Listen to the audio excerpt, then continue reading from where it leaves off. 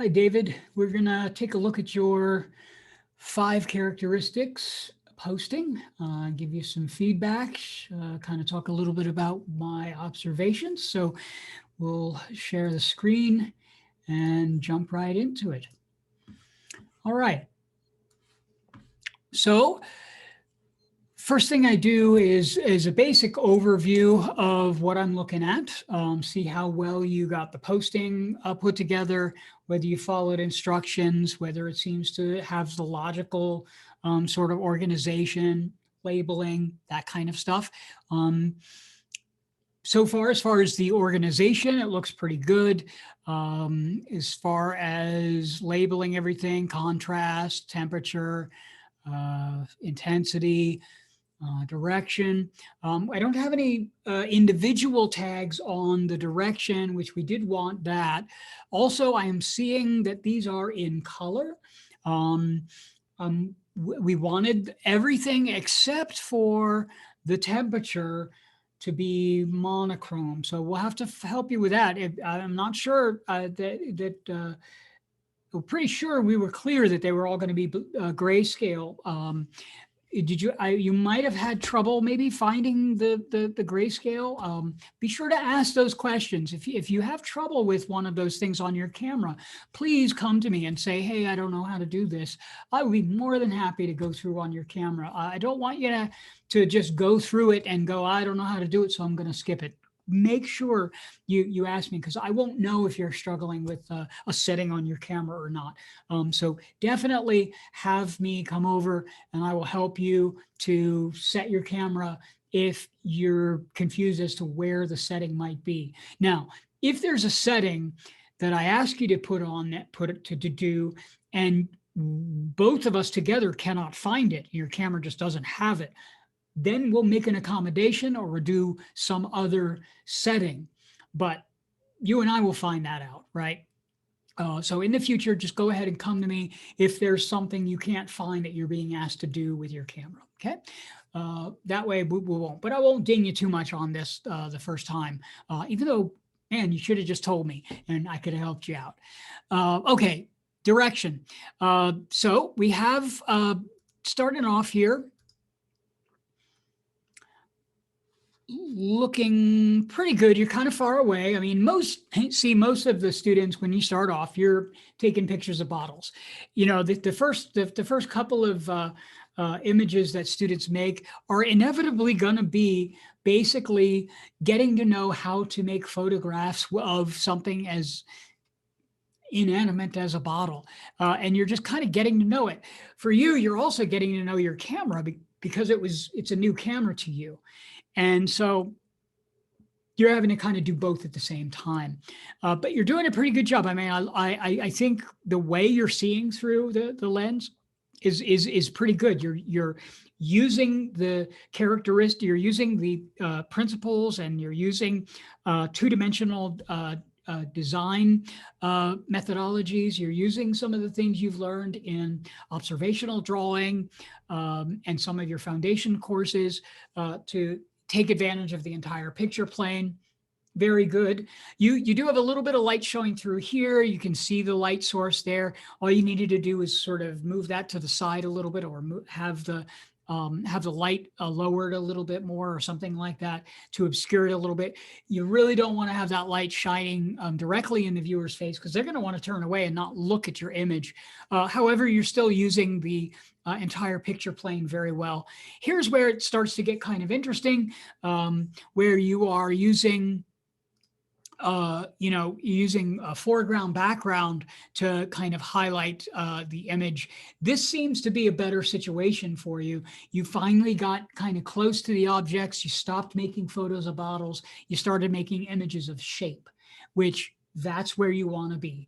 Now, it doesn't always mean that you just get close, but it helps you. Getting close like this kind of broke the whole idea that you're making photos of bottles, and now you're making an image of the shape, which is right where we want you to be. Same thing here. You got images of shapes, even though they are represented by bottles, this is a much more effective solution than the ones where you're farther away. Still have the light there. We want to kind of avoid that. Like I said, it's very difficult. You can make it work sometimes, but most of the time, this is going to get you. It's going to get you in trouble with your lighting solution. Now, intensity was bringing that second light in. So it's effectively the same beginning as direction. You start off with a key light, but then you add that second light. The second light, its purpose is to fill the shadows. Now, not to fill all the shadows. It's basically meant to just sort of accentuate or bring a little bit of light into the shadow area to make them not as intensely dark, effectively. Just kind of bring a little bit of luminosity to them. You're bringing more light to the scene.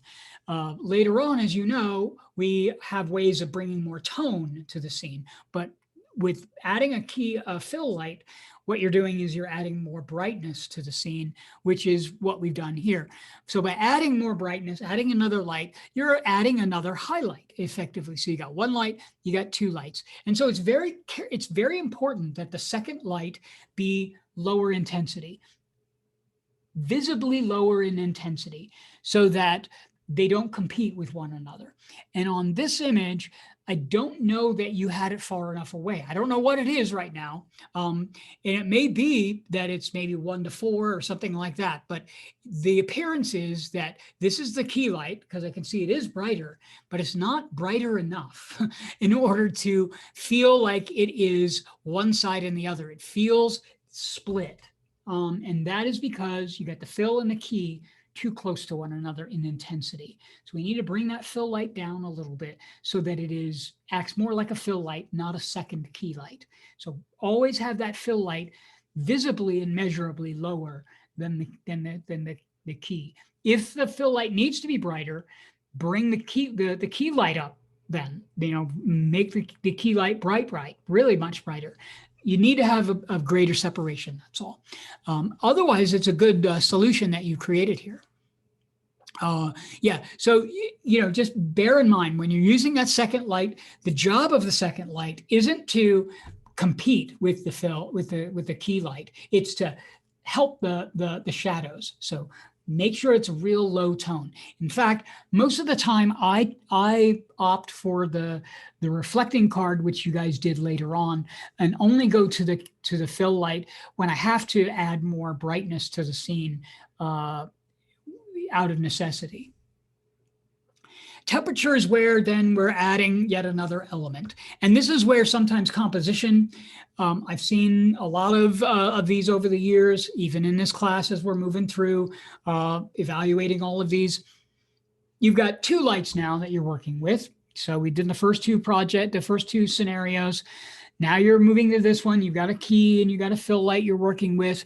You're now controlling their intensity. Now you're controlling the color of the lights. Now we're adding the white balance of the camera. Starts to be a lot to think about, right? So something starts to give usually. In other words, you got all these things you're thinking about right now. And so something has to be what you're not thinking about. And a lot of times it becomes the arrangement, the composition. And in this case, it looks like that's kind of what's going on, because you got some repetition happening here. Like these first two images are pretty much the same photo. You don't want that. I would discourage you from posting virtually identical photos. Even though this isn't the same photo, they're virtually the same photo. So I would discourage you from doing that in the future. You only did it once here, but I would just discourage you from doing that in the future. That said, these compositions look very strong. I think you did a good job. I believe I was reading down below on some of the comments that your peers really liked this photo quite a bit. I agree. I think that's a strong image. Now, here's where you do have some light source in here, and I think it's got it working a little bit better because it's out of focus and it's not as intense. And you got this strong, heavy element right up here in the front. So you got a lot more going for you with an image like this. That said, I don't know what your settings are. Hopefully you know what these settings are. Take notes. Be sure to know what these settings are so that if you find one that you really enjoy, you can repeat it. Also, I don't know what settings you went through, but I don't see evidence of you going through all of them. I'm only seeing basically just a couple of them. So I would have liked to have seen more variety on that one. Contrast. Again, we're working in color here, and it would have been much better for you to have not worked with color, because we just want to see the values in tones. Color contrast is a lot different than tonal contrast. Color contrast is hue. And there's a big difference between that and tonal contrast. I'll give you an example. If I have the color red and I have the color green, and I put them like a red ball in green grass, that red ball in the green grass has a lot of contrast. You would be looking at it and you go, yeah, I can definitely see the red ball and the green grass. There's a big difference. If I were then to take all the hue out of it, right, basically the color out of it, and left only the tone, only the gray value, those two colors would be virtually the same. The red ball and the green grass would look like the same tone. That is because red and green are very close to one another on the luminosity scale, on the tonal scale.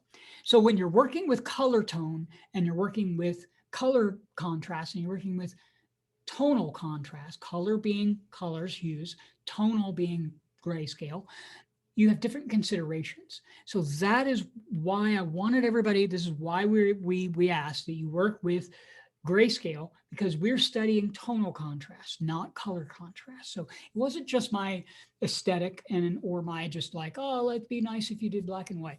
There's a reason we want it to be grayscale. And you're not getting that because we did it in color. So we're likely going to need you to kind of revisit this, because this one is pretty particular that we wanted it grayscale. That said, we'll take a look at what you have. Here we're using the card. The reflecting card is an important and really valuable tool for you. You're going to want to use it a lot now. It doesn't just have to be a white card either. The reflecting tool can be any color. It could be a lot of different surfaces. It could be red. It could be shiny. It could be more of a matte surface. It could be something you can bend and curve. It can be flat. It can be gold. It could be silver. It could be blue and green. And those colors will reflect into the scene as well. So you can use those things as reflectors.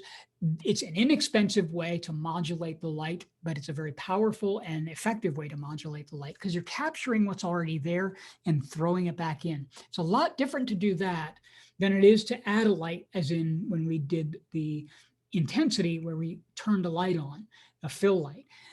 This is not doing that. This is capturing the light from the key that we're losing and redirecting it back into the scene. What we're doing there is adding more tonal range to the scene, not more intensity. So when we see something like this, you can see when it's reflected back into the scene, we don't have a second highlight. What we have is more tonal values that's added. And so that gives us a much more of I guess, a complex range within our image. It doesn't just have two light sources. You have the light source, and then you have this sort of luminous range that happens after that, because we're throwing that same light into two different directions. And that's really what we're trying to do here. This one, some of these compositions work, and some of them feel a little forced. This one feels a little bit forced. They can't all work, right? I think you do a pretty good job of seeing through the lens. You're doing an effective job of filling the frame.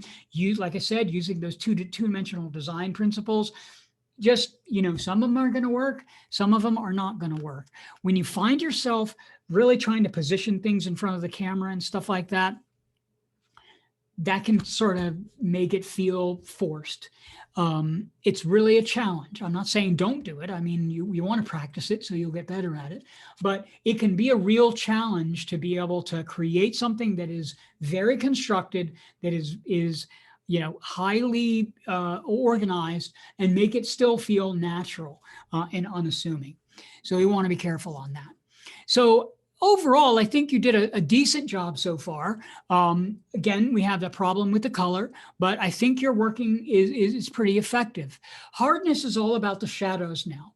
So the shadows are whether the shadows end with a very abrupt and hard edge, or whether they have a very soft transition from where they begin to where they end. Gives you a completely different look whether you have it or don't. And so using a diffuser becomes a whole nother tool within your bag of photography tools. And so again, where you're using it, it's highly effective. Here, where you're getting up nice and close and you're using the diffused light, this doesn't look like diffused light, but this is probably your non-diffused areas. And this looks like you got a diffused light on one side and a hard light on the other side. I can tell because here we have a soft light that has a soft shadow edge here. And over here we have a harder light because the light on the shadow is harder. See what you can do when you start to understand and learn these principles and the 5 characteristics of light as they are to photography. You can figure out how somebody is lighting their scene. You can look at any photo, and unless they've done a lot of heavy manipulation in the digital world, you can pretty much figure out how they have lighted the scene, how they've lit the scene. And you can figure out just whether they've done manipulation in Photoshop or not, because you're like, you can't light a scene like that naturally. And so there's an advantage to knowing this stuff, because you can learn, you can see an image and you would kind of break it down and be able to duplicate it yourself if you really like the way that the lighting works. So I would say overall, you did a pretty good job with this. I would like you to, again, make sure that when you come up against things with your camera that you're not, maybe didn't get or didn't understand, make sure you're coming and saying, hey, I have this question about it. Ask questions. That's what I'm standing in the middle of the room. People are coming over and asking me questions. I'm more than happy to come over to you and help you. I just need to know that you need help. Otherwise, I kind of try to stay out of your guys' way so you can work. I don't want to kind of hover and all of that stuff. But if you ever need anything, just call me over and I will help you out so that we don't have a problem where you're shooting in color and you needed to have it in black and white. So there you go. I look forward to seeing more of your photography, and we will see you in the studio. All right. Bye-bye now.